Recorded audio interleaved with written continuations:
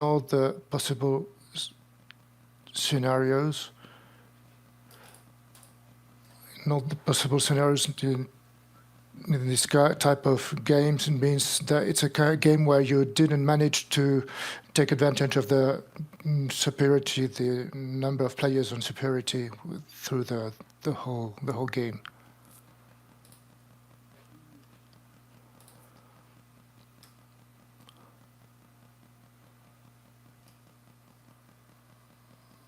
Well, what happened is that we wanted to take the game in our hands, and our mistakes show that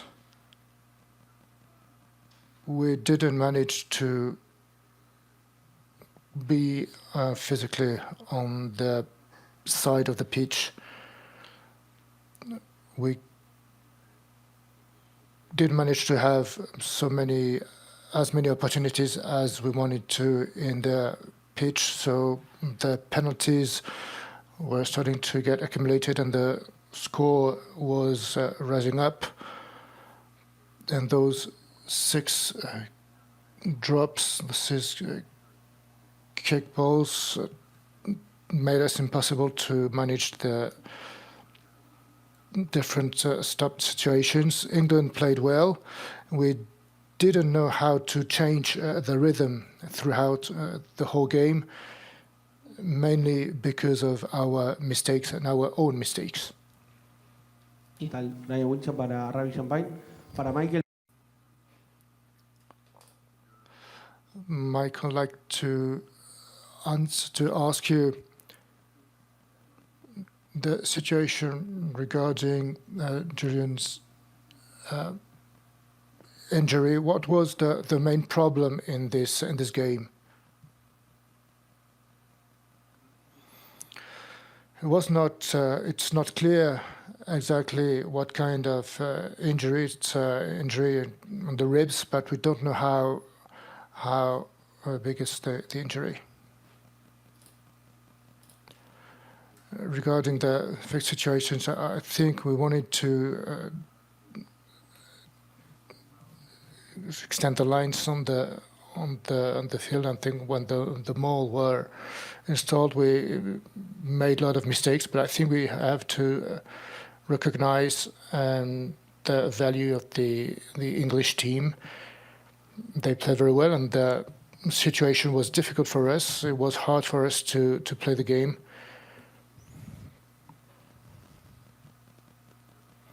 Michael?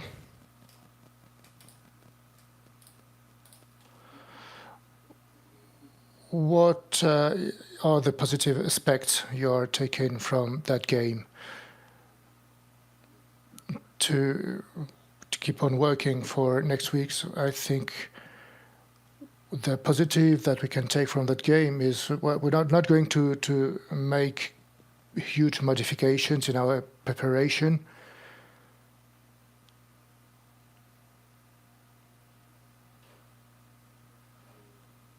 But I think, as I already said, we cannot only wait for the opportunities to come from nothing. We have to create our own opportunities. The world is keep moving on. We have the opportunity to change the situations throughout next games. For some of us, it's not the first World Cup, so we all know that we need some continuity, so we are not going to change our preparation.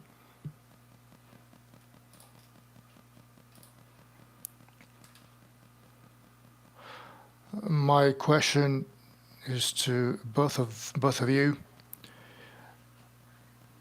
It's a start of this World Cup. What happened, really? Because from the outside, we can see that it was a team with not so many varieties, not many changes, a lot of mistakes in the passes,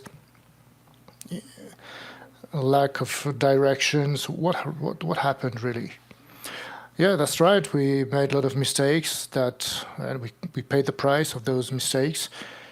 And in my own experience, we made some mistakes, enforced mistakes due to a lack of concentration in the important moments. Regarding those mistakes, it's a different story. But we are talking a lot about enforced mistakes that we did in this game today. We worked a lot on the concentration and on the focus to have in the different actions. And I think our team really focused on the important part of the game during the preparation phases. But it's still a different thing to do that on the field, on the pitch. We clearly lacked of concentration, but as a coach, one needs to be able to apply what we did during the training sessions.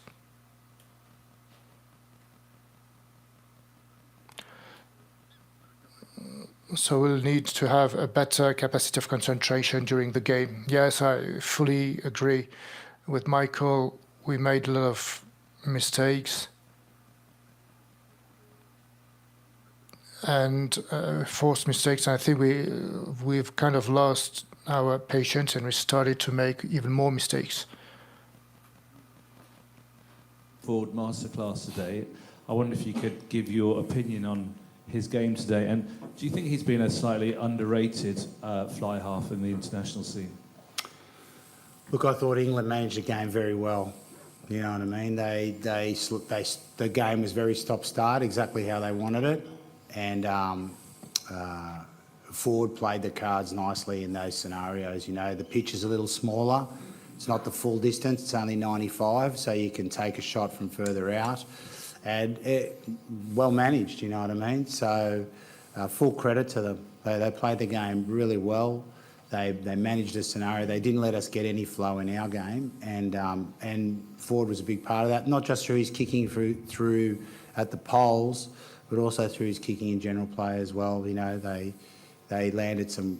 So I think they won that battle, and that's something that we'll need to fix up before we get to our next opponent for sure. Thank you. Question at the front, please. Julian, in contrast to November 22, when you guys were very, very disciplined, today you looked a little bit edgy. You lacked that little bit of discipline in the midfield. Do you put that down to perhaps maybe the lack of one or two warm-up games? What would you put down your edginess to today? It wasn't the usual directness that I'm used to seeing from Argentina. Yeah, you know, in terms of discipline, we can't compare like 2 years ago. Like every game and in the World Cup, the level goes up. So I don't want to speak about what happened last time we played there. And now it's a different level. But yeah, in terms of discipline, we need to be much more disciplined, as the word said. Credit to England, they were good in the breakdown, but then there were lots of mistakes that we did in our own terms. So yeah, we need to go and take the opportunity, not wait the opportunity to present. Yeah, you say it, we were as disciplined that we should be, and most of those penalties were in our territory, so we let them start putting score pressure. But yeah, lots of things to improve. Now we have time. We need to look inside each other, stick together, and we have a game ahead. Thank you. Julián, Andy? acá. Tanto para Julián como para Michael, históricamente. That's for Julian and Michael. And the Puma's selection history, generally you have a good scrum, and 7 out of the 8 mistakes were made in the scrum. So how would you explain that? Because usually Argentina is really strong in the scrum. So how would you justify that there were so many mistakes made in the scrum?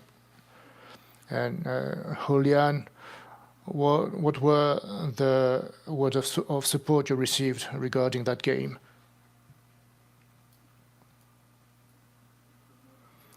regarding what happened in the Scrum,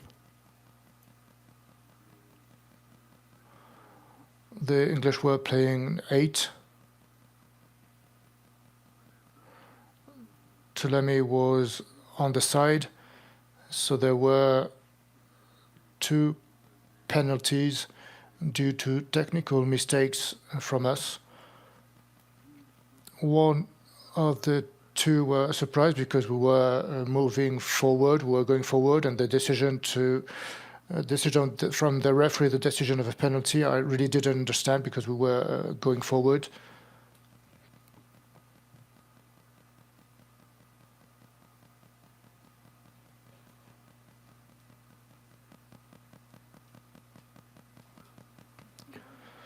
And 6 times we created a lineup of 5 players, and they formed a line of 6, and the referee didn't notice it. So there were some unclear situations at some point. And obviously we need to improve our Scrum game if you want to improve other sectors as well. But I don't think we had some difficulties on the Scrum specifically. It was tough for us to dominate, clearly.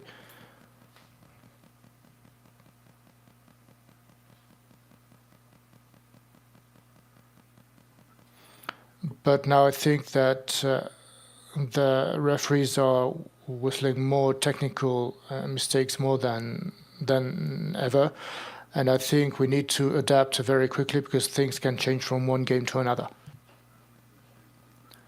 And my colleagues from Leicester said hi to me and asked me how I was, but we didn't really exchange with my mates from Leicester. The team from England is on its way. Thank you.